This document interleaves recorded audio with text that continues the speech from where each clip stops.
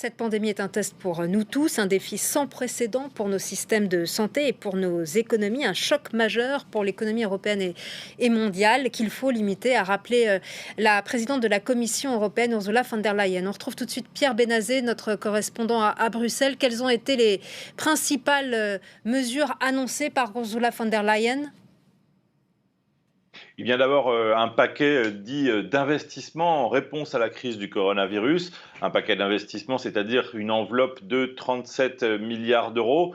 Il va falloir déjà débloquer quelques premières liquidités, mais en tout cas, ce plan est destiné à soutenir évidemment d'une part les entreprises les plus vulnérables dans l'Union européenne, surtout cibler les petites et moyennes entreprises, cibler aussi le marché du travail et bien évidemment en tout premier lieu le secteur de la santé. La Commission européenne veut ainsi pouvoir aider à relancer la machine ou empêcher qu'elle se grippe et que la suspension de l'activité dans beaucoup d'États membres produise un choc trop grand. Elle reconnaît que c'est inévitable que ça produise un choc trop grand pour pouvoir repartir rapidement. Ça, c'est le premier volet, c'est le volet le plus tangible. Et puis, il y aura aussi deux autres aspects extrêmement importants qui sont d'une part ce que Ursula von der Leyen a appelé la flexibilité maximale de l'Union européenne.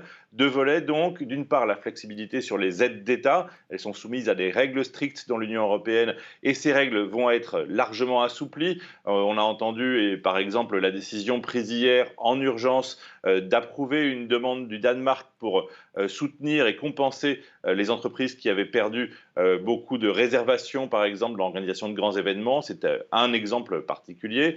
L'autre gros axe, c'est évidemment la flexibilité sur le pacte de stabilité et de croissance de la zone euro, permettre aux États membres de dégager toutes les dépenses qui auront été faites pour répandre au coronavirus, de dégager ces dépenses du calcul de savoir si oui ou non leurs dépenses publiques sont dans les clous du pacte de stabilité. Cette barrière de 3% du produit intérieur brut pour le déficit public sera mise de côté quand il s'agira des dépenses qui ont trait à la lutte contre cette crise. Ouais, le coronavirus qui met en lumière en France comme en Europe les faiblesses de solidarité, les faiblesses en termes de solidarité entre les différents pays européens. Quelles sont les mesures prises en Belgique ?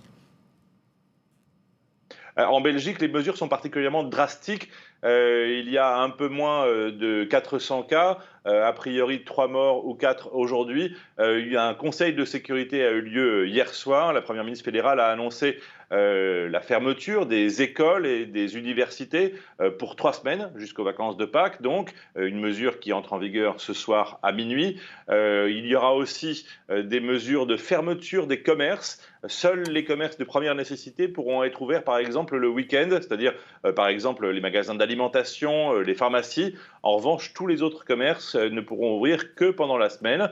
Il y aura aussi la fermeture, surtout, de tous les hôtels, de tous les restaurants, cafés et discothèques à partir de ce soir minuit. Interdiction de tous les événements publics ou privés d'ailleurs, qu'il s'agisse d'événements culturels, d'événements folkloriques, d'événements administratifs.